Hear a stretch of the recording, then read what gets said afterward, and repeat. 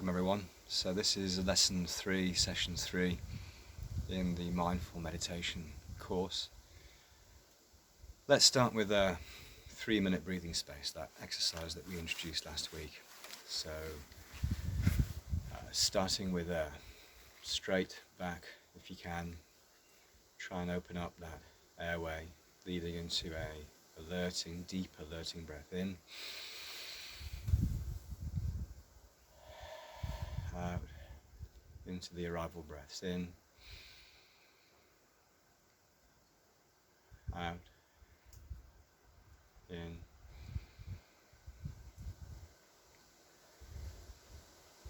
in,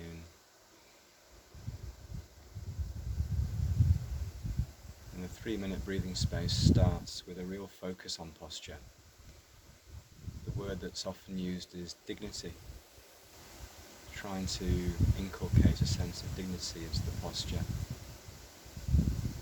which links to a quiet confidence perhaps that this is a worthwhile thing to do, because on the face of it, it may seem like a silly thing to do, to sit like this, but actually it's a very important, worthwhile thing to do. And linking as well to a bodily awareness being essentially what this whole thing is about. Leading into step 1.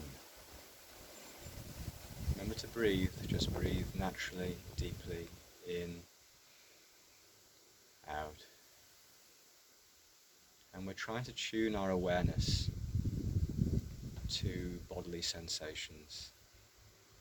What's happening in our bodies right now? Can we feel any bodily sensations? Where are they coming from if we can? Really trying to tune in to those messages from the body.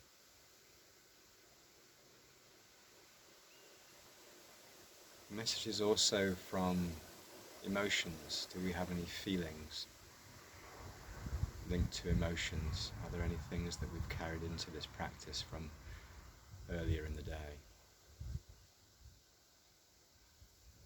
Just tuning into feelings, emotions.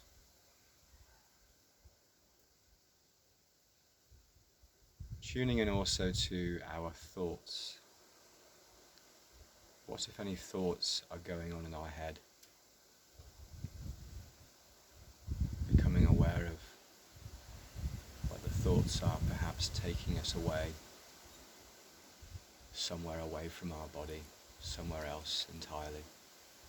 And if so, which is incredibly normal, so normal for your thoughts to be running away with you, remember the idea of bringing yourself back, bringing your mind back to the breath. The breath is anchor. Tuning into the next breath, in,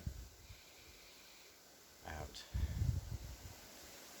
As we move into step 2, which really does focus on our breathing. Each and every breath in and out. Really trying to tune in and notice where the breath is coming from.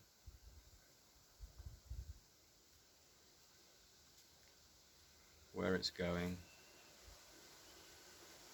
The path it takes through our bodies. The journey it's making in through the nostrils. You might feel it in your nasal cavity, in your throat, in your chest, really tuning in to where you feel your breath the most. As we move into step 3, which is about a whole body awareness. So instead of looking for signals from individual bits of our bodies, we're thinking here about an awareness, a whole body awareness, a sense of the space, the volume that our bodies take in our immediate environment. And the relationship between the outside edges of our body, the skin, and the immediate environment.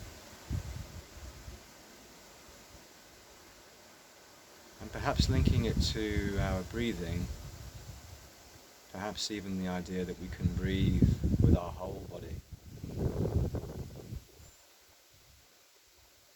Really breathing through our whole body as we transition towards the end of this practice and the exit breath in, out, in, out, in, out. Remember to breathe, continue to breathe.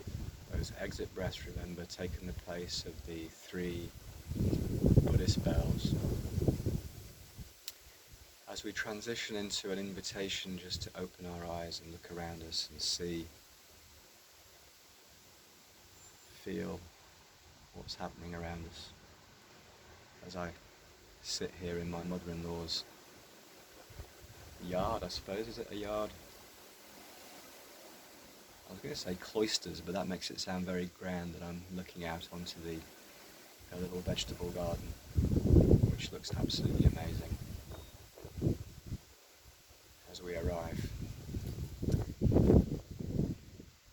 with this practice, at the end of this practice, and think about what we're going to talk about today. And this 3-minute breathing space, if you remember, the shortest, most accessible practice within the mindfulness-based cognitive therapy suite.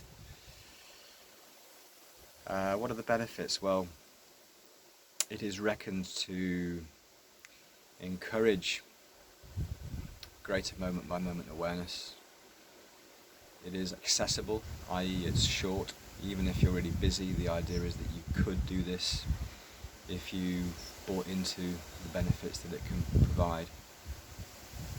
And for me, the benefits are about pulling away from my autopilot, my doing mode, the freneticism of my default setting, the intensity of my default setting, that default setting that's all about doing and ticking things off the list, and all of the angst and sometimes anxiety that kind of comes with that. And it just helps me sometimes to pull away and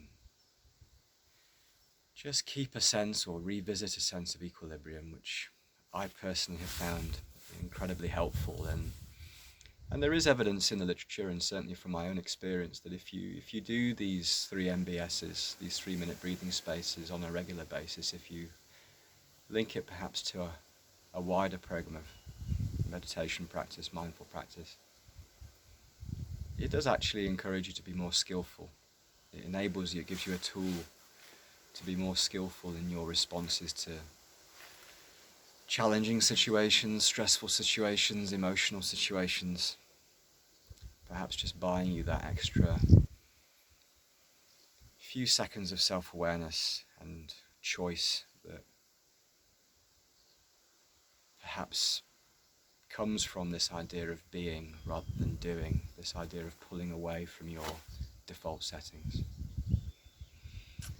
So we're going to do a bit more work on breathing this evening, and what we'll do is we're going to launch into a 5-minute breathing exercise. And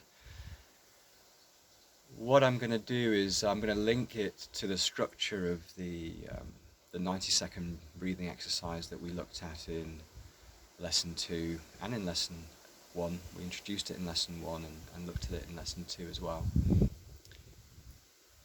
And all that's going to change is that the length of the breathing component in the middle is going to increase. And what I'm going to suggest is that I sort of lead you through the practice. I'll probably count the first 10 breaths in the middle, but then for the remaining breaths I will be silent, and so I'll be encouraging you to practice in silence without commentary for up to 3 or 4 minutes. And it will be interesting to see how you found that. So we'll come back to that at the end. Some people find it very challenging, some people find it very difficult. Some people will take to it like a duck to water. I found it very challenging when I started doing this stuff. I found it really difficult to sit in silence, just breathing, really difficult. So let's see. So again, it all starts with straight posture. And remember the idea of mindfulness as a mirror as well. All that we're trying to do is to be aware of the signals from our body and our mind. Just reflecting back the mirror, reflecting back what is, not worrying about what isn't or what should be, just what is. So straight posture if we can, opening up that airway if we can, if that feels comfortable, if we're able to, and taking that big, deep, alerting breath in and out, leading to the arrival breaths in, out, in, out, in, out. Into the breathing practice itself. Breath in, out, breath in, out, breath in, out, breath in,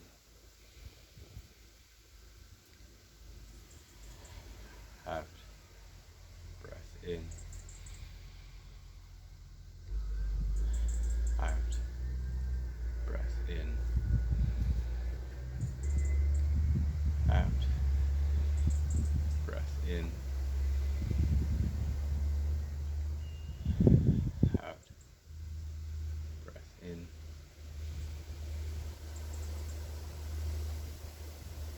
out, breath in,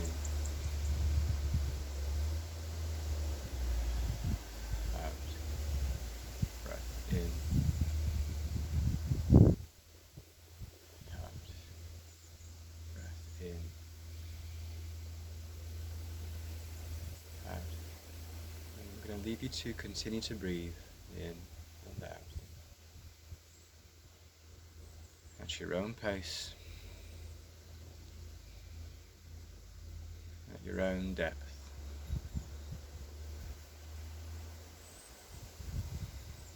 Whatever feels good for you right now.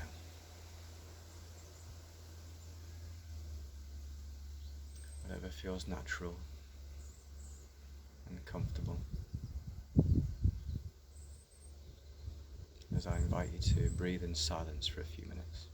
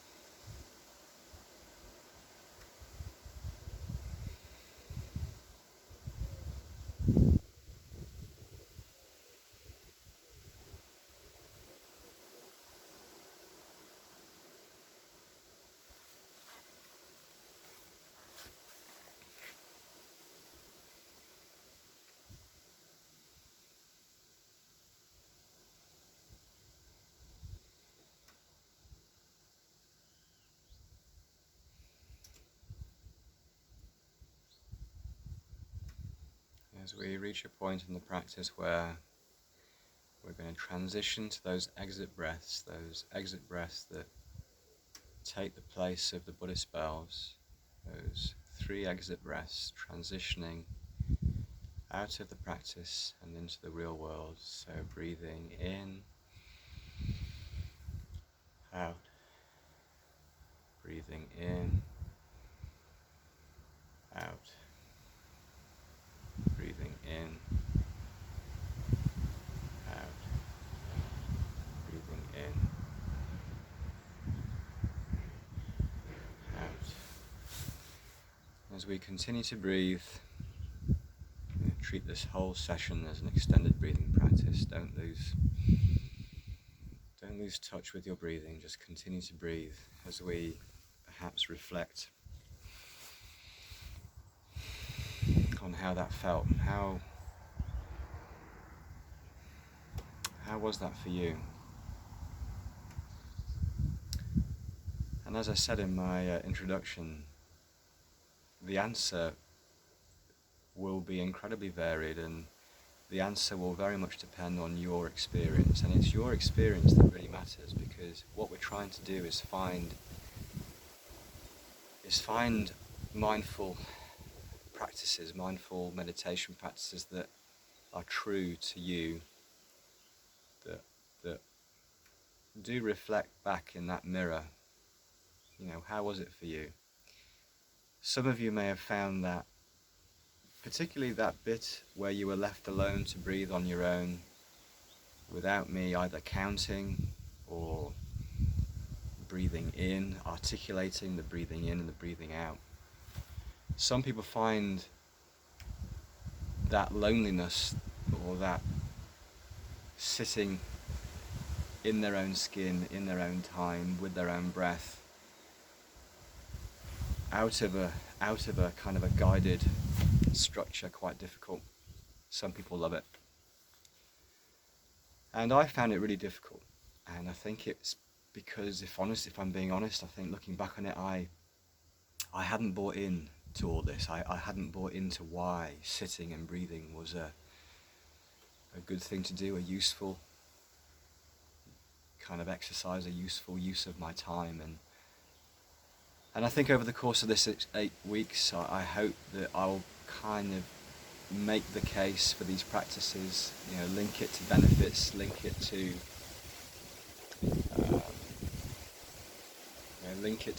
why it is that we're bothering, what's this all about, and hopefully there'll be some little mini light bulb moments for each of you, and whether that happens this week or next week or in the 8th week, or whether even it doesn't happen at all. Because if I'm being honest, my light bulb moments took a while before I could really buy into the idea of meditation, as opposed to things like Tai Chi, which I got much quicker. But yeah, so if you felt some resistance, if you found it challenging, if you found yourself fidgeting, if the mind was wandering, racing off even, that's entirely normal. That's what happens. But equally, if you found it a very peaceful time where you really could connect with your breath, that idea of coming back to the breath, if the mind is wandering, coming back to the breath and just focusing on this breath, the next breath, the one after that, with each breath in the moment every time. That's what we're trying to practice. So it could have been any or all of those things, and that's all fine. The mindfulness mirror. And this week we were trying to create a 5-minute practice, and just a little bit longer than the 3-minute breathing space, in turn a bit longer than the 90-second breathing practice from previous weeks. Why is that? And that's a really good question, because there is some suggestions, some evidence in the literature that even short practices, like 90 seconds, if you do them often enough, like a 3-minute breathing space, if you do it long enough, often enough, can positively impact your your sense of mindfulness, your sense of peace, and all of those positive mental health adjectives that go along with that. But there is an awful lot of evidence that if you can transition towards longer practices, the length of practice seems to relate to better outcomes.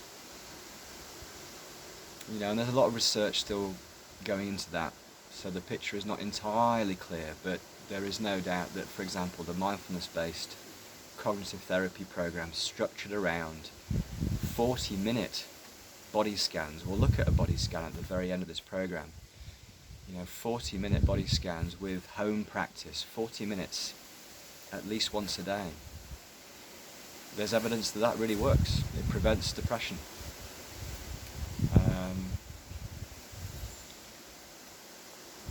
But whether it's 40 minutes, which I still struggle with, or whether it's 30 minutes, or maybe 20 minutes, or 15 minutes, the point is, longer practice can be better, and it's also an opportunity for skills practice. So if you can practice the skill of meditation for longer, you'll get better at it. Yeah, I'm a really good cook, even if I say so. I suspect that's because I've been doing it for quite long chunks, 30 minutes most nights, with sometimes half an hour in the morning as well, for 30 years. So it's the same principle, I think, with meditation. Okay, let's do another meditation, and before we do that, I'm just going to put a little bit of extra theory in. So we've talked about the mirror of mindfulness. Let's also introduce Jon Kabat-Zinn's classic definition of mindfulness, and he describes it as the awareness that arises from paying attention on purpose in the present moment and non-judgmentally to things as they are. So just reflect on that definition. We'll come back to that definition and we'll deconstruct it. We'll start deconstructing it next week. But let's perhaps just have that in mind as we expand the idea of the mirror. And we'll do a practice, and we'll perhaps do that 3-minute, 3-minute practice. How about that? So rather than the 90-second practice, and rather than the 5-minute practice, rather than the 3-minute breathing space, let's do a 3-minute breathing practice, which, as ever, starts with a straight back, if you can, straight airway if you can, posture, breathing in,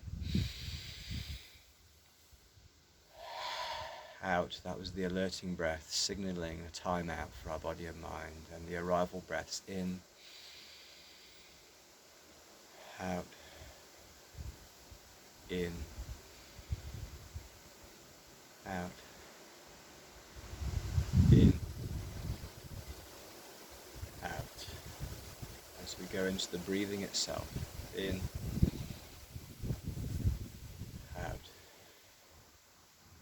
in, out, in, out. And I'm going to leave you now to breathe.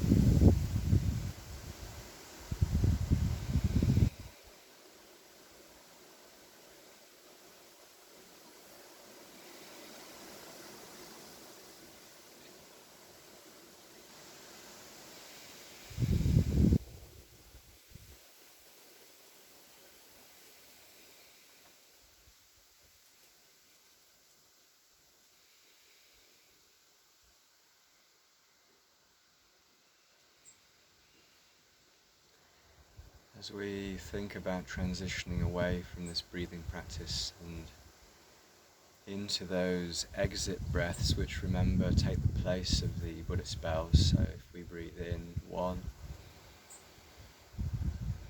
out, in, out, in, out. And as we invite you, I invite you to open your eyes. Look around perhaps. I don't know whether you're inside or outside. Again, I'm outside in Herefordshire, in the hamlet of Bicton, and I'm just surveying the scene around me, which is, I have to say, just inspirational and wonderful. I can see my mother-in-law's geraniums, I think they are, pink and lovely, and I can see my little puppy, or not so little puppy, sniffling around. We'll do some training with her in a minute. The vegetable patch, the trees, there's a big oak that's got its acorns now, and the damson tree, and yeah, wonderful. So what you might have noticed there with the breathing, I let you go again with the breathing, and I gave you roughly 2 minutes, 2.5 minutes actually on your own. And the reason I know that it was about 2.5 is that obviously I've got the I've got the timer on my camera. I know that. But also, I don't know if you've noticed, but it varies. But for people who are breathing quite deeply, 10 breaths equates to roughly a minute. It's often just under a minute, unless you're breathing really deeply. And I find that really helpful, because I know that if I want to take a time out and I want to do a breathing exercise, I know that 10 breaths, if I stop and I slow down, I know that 10 breaths is about a minute. So I know that 20 breaths is about 2. And counting is something which can be quite useful, I think, for novice meditators, as a way of giving your mind something to focus around, to just stop the mind wandering a bit. But what I would encourage you to do, if you feel able, is to not so much count, 1, 2 in your mind, because actually if you're not careful, all you're going to be doing is thinking about counting, and that's not quite the same as being mindful, as being aware of your bodily sensations. So with these short practices, I've at this stage in the program, I've been encouraging you just to sort of focus on the technique, focus on being present, focus on just seeing what it feels like, and having the tools to know what a minute feels like, 2 minutes feels like. But I will be encouraging you, to stop counting as such. But again, every now and again, if you're really struggling, just bring it back to the breath, and if you find it helpful, just to count your breaths in on your fingers. So in, out is 1, in, out is 2. Yeah, and then you don't have to even give it labels of 1 and 2. You can just, just have your fingers resting, perhaps, in your lap, showing you how many breaths you've taken. That can be quite grounding. Okay, so homework then. I would suggest, again, 3 practices a day if you can. Vary it. See if you can perhaps do a 90-second breathing exercise, a 5-minute breathing exercise, a 3-minute breathing space. See what you can do and vary it up. And then next week, you've probably guessed, we're going to push for a longer breathing practice. We're going to see if we can do a 10-minute practice. So that will be the centerpiece of next week. So I wish you all the very best with the homework. And remember, don't beat yourself up if you don't do it. Give yourself credit if you do. Any practice is better than no practice. And we'll check in next week.